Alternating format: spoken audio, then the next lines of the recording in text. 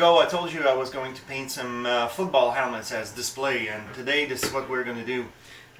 Very important to know, those plastics helmet, and mostly I think they're made of ABS. They're not, ABS is not made to be painted. It is paintable, but in terms of integrity and safety of the helmet, the chemicals that we use can, greatly alter the plastic and make it dangerous to wear in a sport like football. I suggest if a play helmet needs to be repainted, that it's being sent back to the factory. Now for a display helmet that's only going to be put on the shelf, we can do whatever we want. So yeah, I'm going to be painting this one and another one. This one is my son's helmet, and I found these helmets pretty cheap actually. They had scratch and dents supposedly from the factory, and the retailer just put them on sale for a cheap price. I don't really care about that if there is some scratch on it, because anyway I'm gonna be repainted.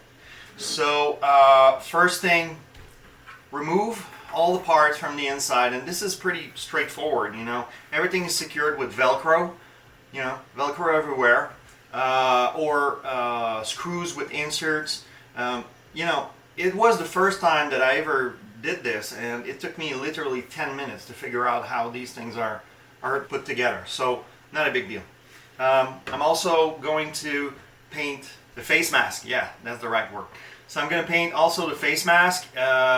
What I'm going to do here is a replica of the Buffalo Bills helmet. So the helmet needs to be white, and the face mask needs to be white as well. The face mask is covered with some kind of a weird plasticky kind of material. I guess it is paintable. We'll see. If not, I'm just going to have to order a new face mask. But if it's paintable, I'd rather keep this one. So the helmet is in pretty good shape. It doesn't have any scratches or major issue with it. It's beautiful. I just need to remove the last remaining stickers that I took the time to reproduce and print on my machine, as well as the riddle sticker here, and of course I'm going to be reproducing the stickers for the Buffalo Bill logo here.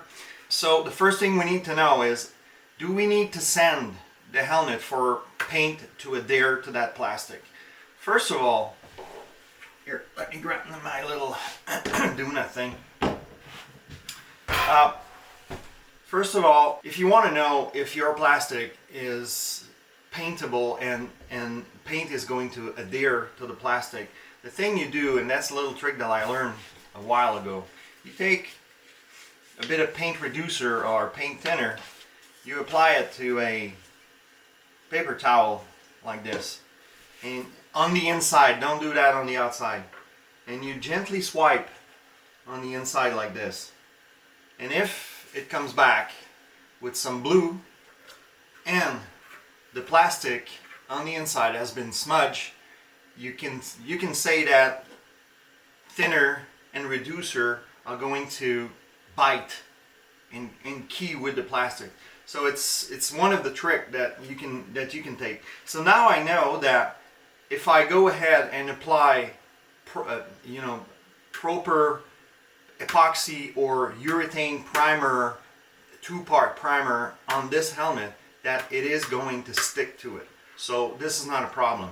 Now I'm going to do the same here with the face mask, and it does, I don't know if I can show you guys, but it does make it look dull a little bit here.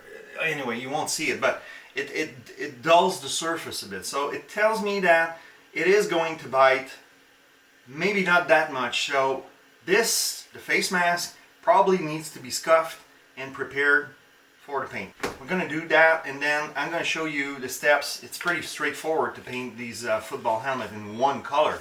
I don't want to be painting all the logos and American flag and NFL logos in there. I'm not going to paint that. I'm just going to put stickers over that. It's not worth it. Also, there are some plastic screws that retain some of the interior parts. This one goes here on the side. There are others that go here on the top. I want to paint these too. I want these to be white, so you know it matches the helmet from the team.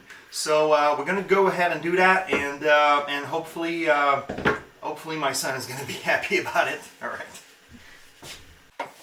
Okay, so we are now downstairs in the studio. This is the place where I prep the helmet and sand everything. I think I try to keep upstairs, you know, pretty clean and tidy.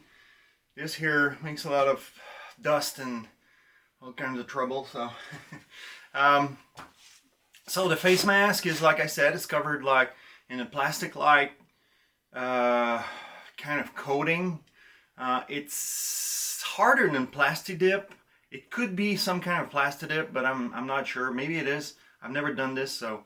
What we're going to do is we're going to be using like the old trusty Mirka Mirlon scuffing pads. Those are the red fine one, and I use this so I don't go through the paint. And what I do is I just lightly scuff it like this. It's really easy. It seems like stuff bites really well. And this stuff, I don't know if it's going to show you. See how the top part is dull and the other part here is shiny. Well, this is what you want. So we're gonna go through this whole thing, and then we're gonna be removing the stickers with a heat gun, and I think we're gonna be ready to apply the primer on this thing, you know, later this morning actually.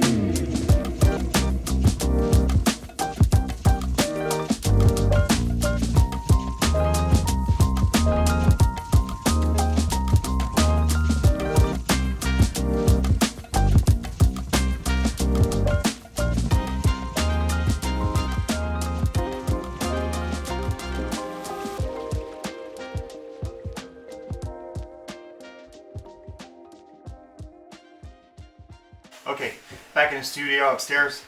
Downstairs is where the less glamorous stuff happens in the shop. Like you saw, I removed that that warning sticker that was really hard to remove, and they make it, you know, on purpose, so it's really impossible to remove. Now, there is some residue here, like glue residue of the sticker.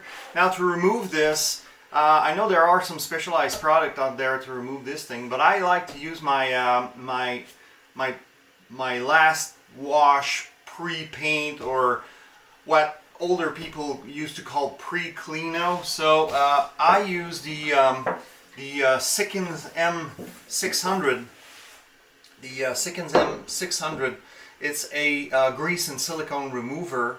It doesn't affect the paint, doesn't affect plastic, but it does a very good job, I think, to remove those sticker residue. I use a little squeeze bottle like this one because the big can is kind of hard to manipulate.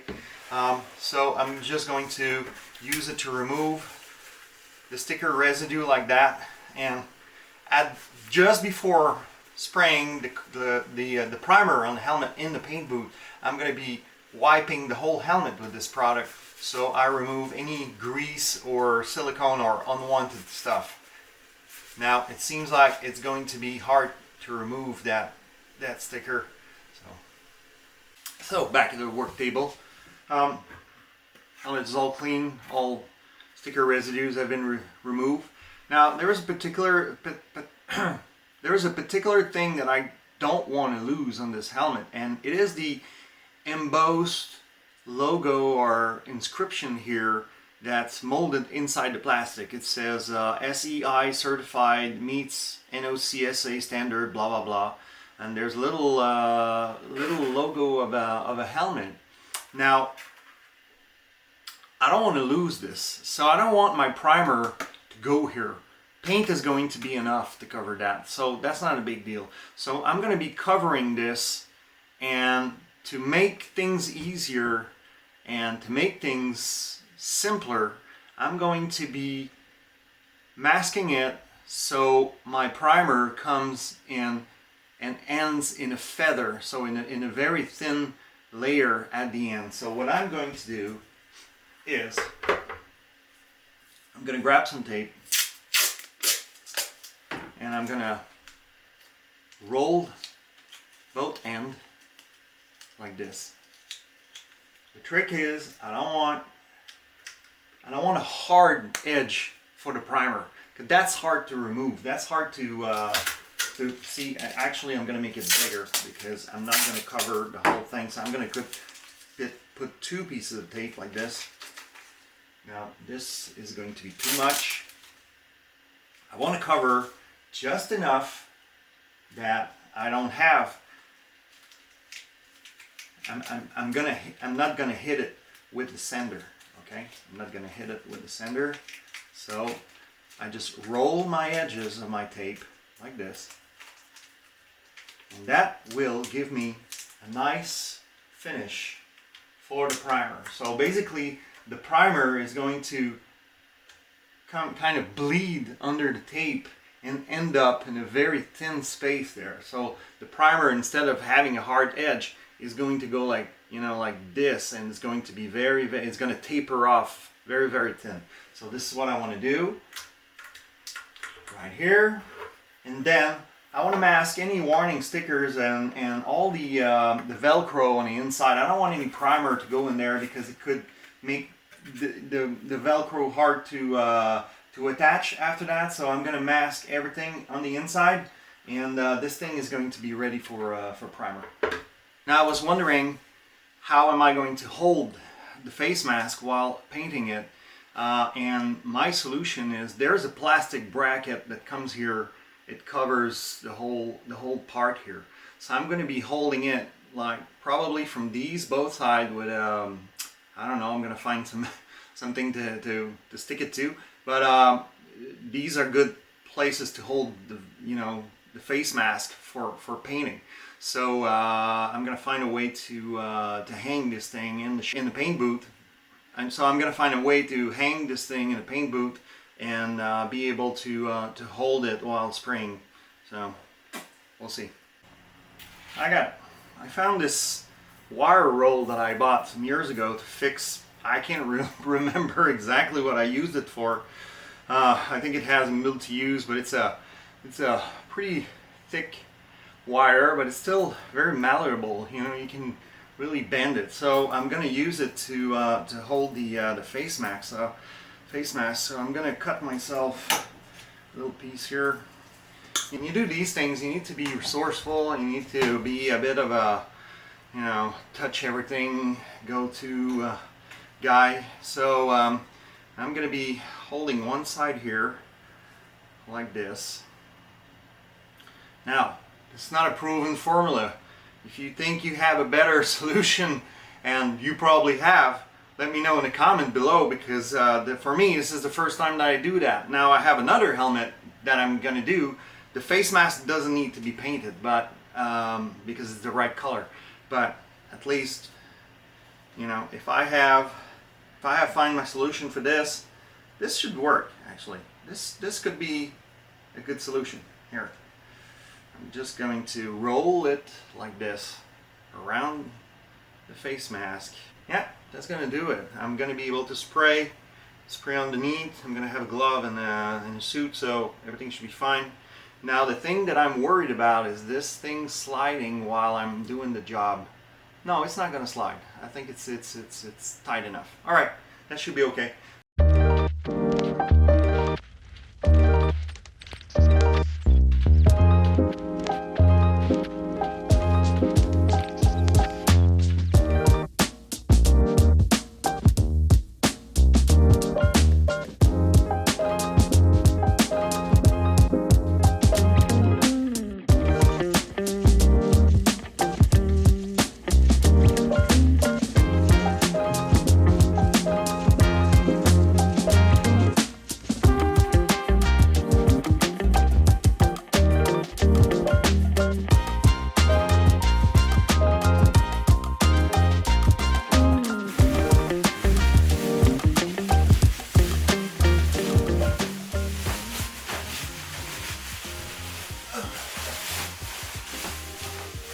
Always put a suit on.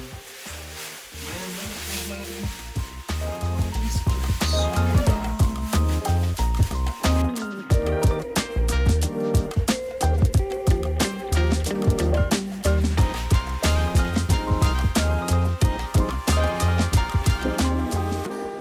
Okay, my primer of choice is from House of Color. It's the KD3000 series hybrid primer. It's a custom DTS, which means direct to substrate. You can find some primers that are DTM, direct to metal. Now these will work, but the DTS is appropriate for many surfaces, more than metal.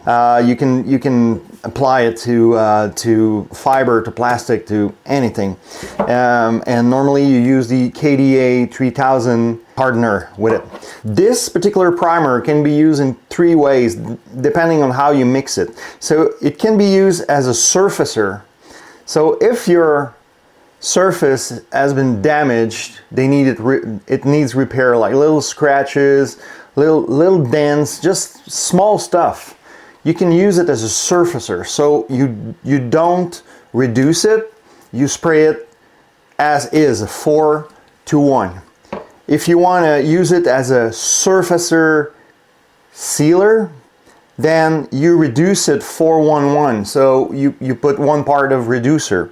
And you can use it as a sealer as well. So you just over reduce it, 4-1 and 2 parts of reducer. And that will give you just the right, you know, smooth surface to paint right over it. And that's exactly what I did with my football helmet. Let's have a look. So here it is, the way that I sprayed it, and for obvious reason I couldn't show you how I spray because I don't want to damage my camera lens and my cameras, and you know, there's all kinds of fumes going on in here. I try to keep this space pretty clean, but if I wanted to film, the door needed to be open. Not a good idea. Anyway, you've seen people spray, you know how to do it. The way that I did it is, since the helmet was brand new with no damage, no scratches at all, I went on and sprayed the primer, and I didn't wait for it to harden and to sand it. I sprayed my base coat right over it after, I think it's a 10 or 15 minute wait. So you spray your base coat and then you wait a little bit and you spray your clear coat. So it's a kind of a, like they do in body shops with plastic bumpers on cars. You go like primer, base coat, clear coat. So that's what I did because the ABS accepts the paint well.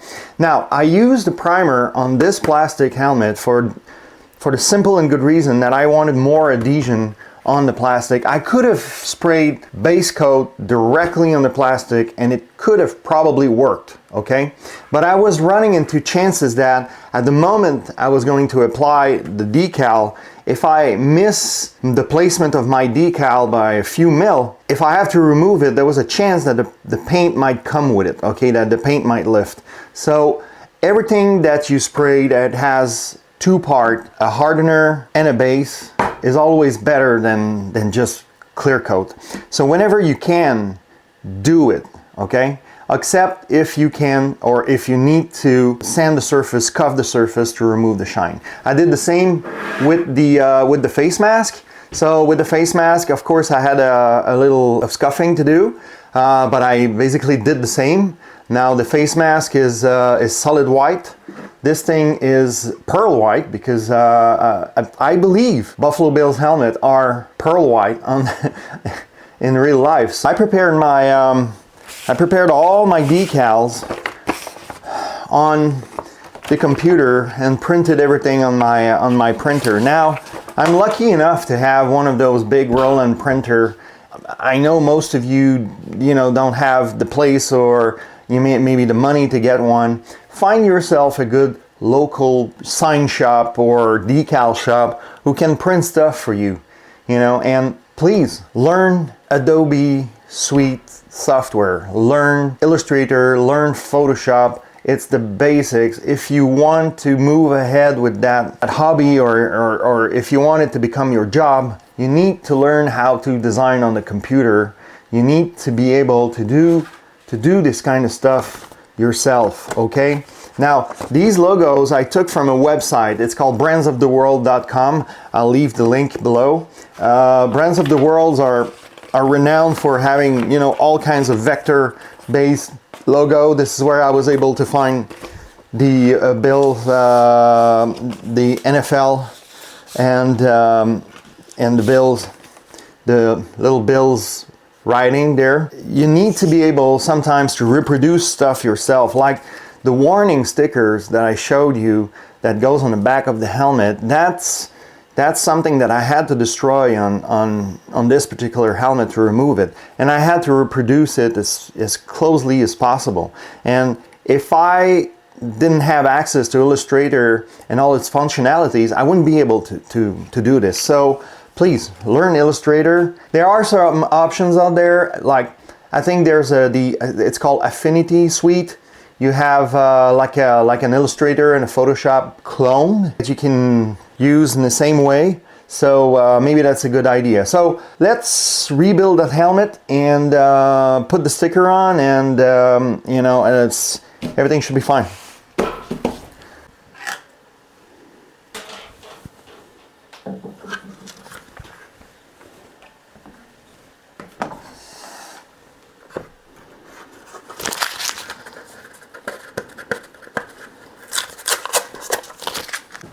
Now let's hope I remember where all these parts go. It's my first time rebuilding it. I know I'm the one who took it apart, but let's hope I remember.